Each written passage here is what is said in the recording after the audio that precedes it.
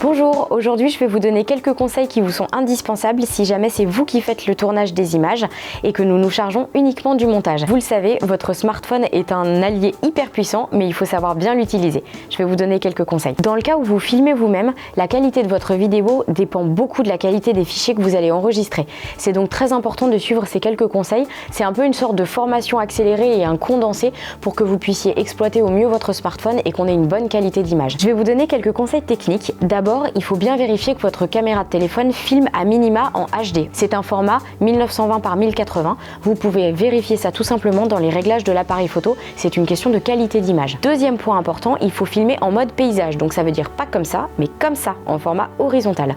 Tâchez de filmer en tremblant le moins possible et en évitant de faire des mouvements brusques. Vous allez vous mettre debout, les deux pieds bien ancrés dans le sol, les bras serrés et vous allez faire des mouvements lents.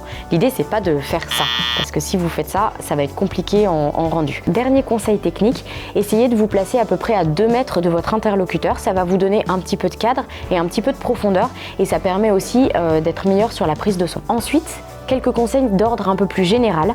Il faut privilégier un seul interlocuteur, à filmer face caméra. On regarde donc l'objectif, parce que si vous faites une vidéo de présentation et que la personne elle regarde comme ça tout le temps, ça va être un petit peu compliqué en rendu. L'idée c'est vraiment de vous adresser aux internautes, donc on est face caméra et on parle à la caméra. Je vous conseille aussi également de filmer en intérieur pour une raison évidente de son et de bruit parasite. Si vous filmez dans la rue, il va y avoir du vent, il va y avoir des passants, des voitures, des klaxons, et tout ça, ça s'entend et c'est quelque chose qu'on a énormément de mal à gommer. On peut arriver à l'atténuer, mais clairement on ne peut pas le supprimer totalement.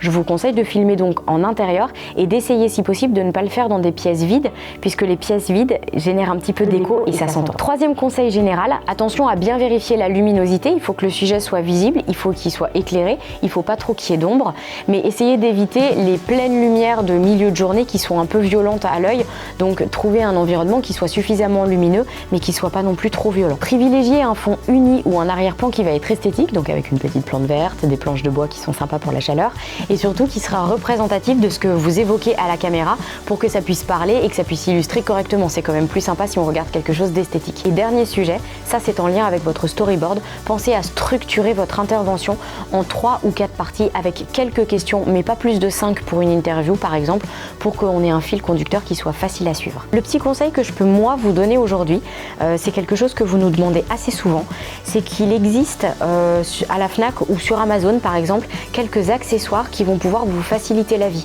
Si jamais vous êtes à même de faire régulièrement des tournages parce que la vidéo est quelque chose que vous voulez développer sans y mettre un budget faramineux, et ben moi je vous conseille fortement d'aller commander tout simplement un micro-cravate ou alors un petit stabilisateur et même pourquoi pas un petit panneau de lumière. C'est vraiment pas un budget conséquent, c'est un investissement qui est très raisonnable et qui va grandement améliorer la qualité de vos fichiers. Et vous verrez tout de suite la différence sur les vidéos montées au final. Voilà, vous avez déjà quelques conseils en accéléré sur comment filmer correctement. Si on peut vous apporter d'autres conseils, surtout vous n'hésitez pas à me contacter, on est là pour ça. Et puis on a hâte de voir les vidéos et les rushs que vous aurez fait. À bientôt!